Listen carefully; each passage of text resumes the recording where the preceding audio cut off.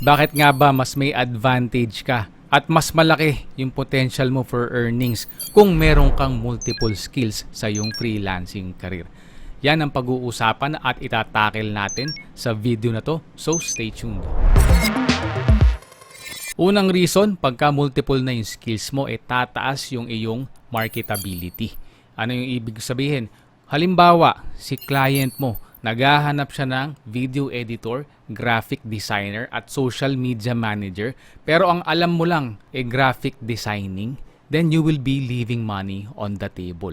Conversely, kung multiple skilled ka at alam mo rin yung video editing at social media management aside from graphic designing, then kaya mong i-take on yung buong project and you will be also be able to charge premium. Second reason is you will show adaptability in a continuously changing market. Alam naman nating lahat yan na patuloy at napakadami ng mga changes na nangyayari sa freelancing and digital marketing landscape.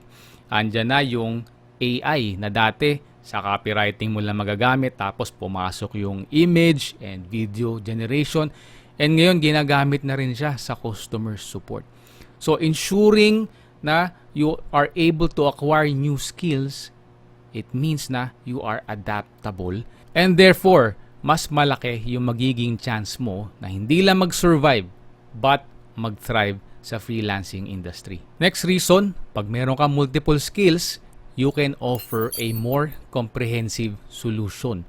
What do I mean? Kagaya ng aking first example na si client mo naghahanap ng graphic designer, video editor, and social media manager.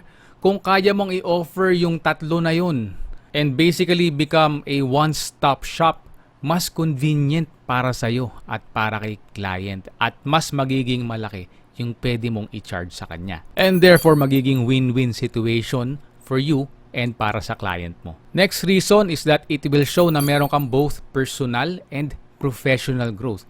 Alam naman natin sa freelancing industry, it's very big pagdating sa growth mindset. And actually, dinidiscourage ko nga kung wala kang growth mindset, huwag ka nang tumalon sa pag-freelancing kasi hindi para sa iyo ang industry at may hirapan kang mag-thrive at mag-survive. And having multiple skills shows the other way around. And the willingness to have multiple skills will show na you will thrive and grow sa industry na to. And the last reason, and I would say yung ultimate, is pag meron kang multiple skills, then mas malaki yung pwede mong i-guarantee kay client, and therefore mas malaki rin yung pwede mong i-charge kay client.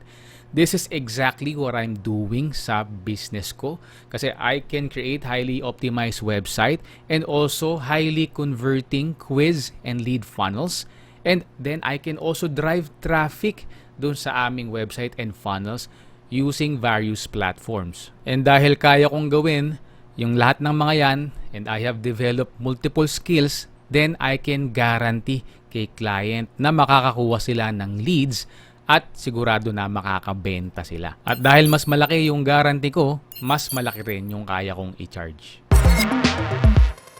Kung nakatulong sa'yo ang video na ito sa iyong pag-upskill sa freelancing career mo, sigurado ako na makakatulong din sa'yo ang video na to dahil di-discuss natin dyan kung paano ka makikipag-negotiate sa mga clients para mas marami kang ma-close na clients at mas maging malaki yung kita mo.